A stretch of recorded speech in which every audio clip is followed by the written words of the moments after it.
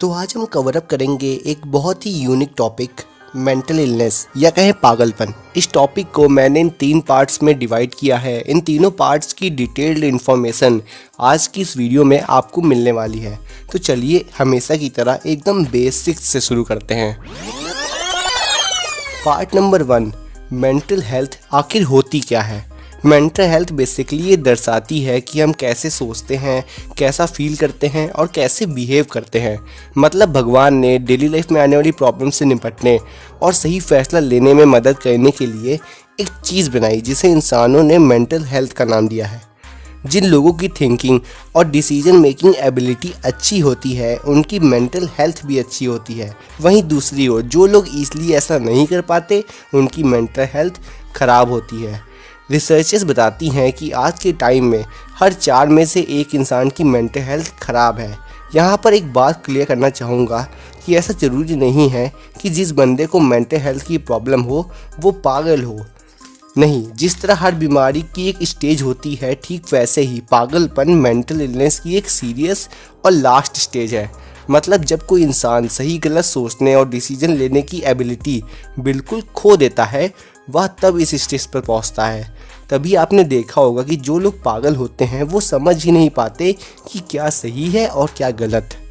Part number 2, 5 symptoms that you are suffering from mental illness. Number 1, आप 2 हफ्ते या उससे ज़्यादा टाइम से सैडनेस और डिप्रेशन फील कर रहे हैं।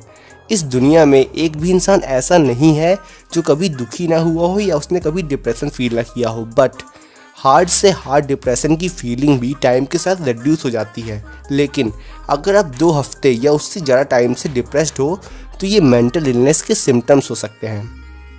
नंबर 2, आप अपने सैडनेस और एंजाइटी पर कंट्रोल ही नहीं कर पा रहे।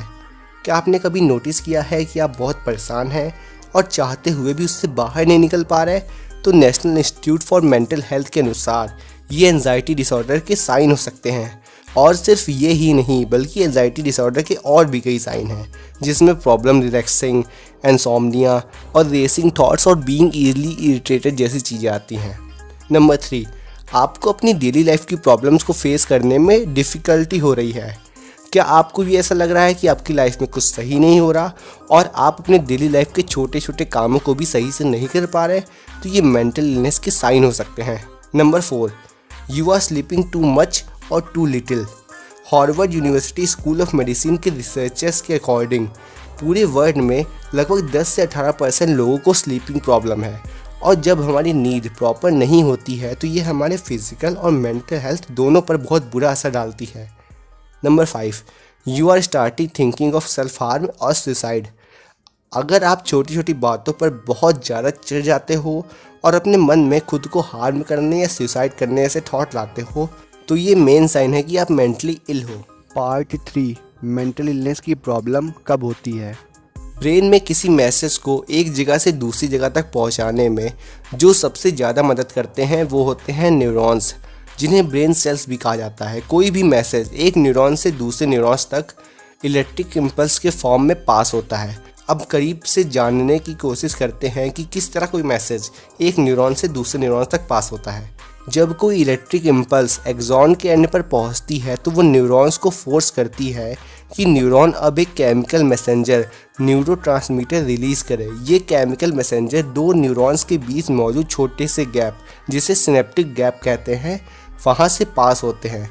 तो इस तरह ये इलेक्ट्रिक इम्पल्स एक न्यूरॉन से दूसरे न्यूरॉन्स तक पास होते हुए पूरे ब्रेन में स्प्रेड होती है, जिससे मैसेज एक बॉडी पार्ट से दूसरे बॉडी पार्ट में पहुंचता है।